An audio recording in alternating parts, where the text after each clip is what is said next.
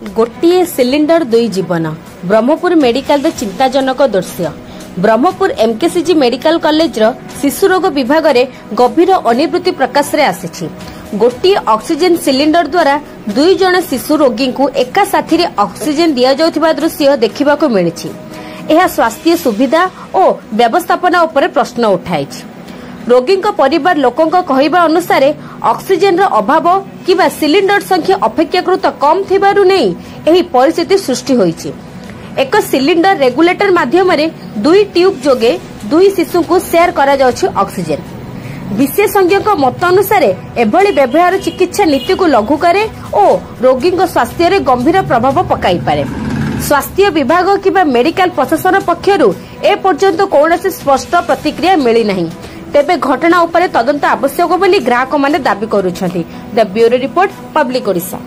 जदि आपण मानकु आम वीडियो भल लागि थाए ताहले आम चैनल को लाइक शेयर और सब्सक्राइब करबा को भूलिबे।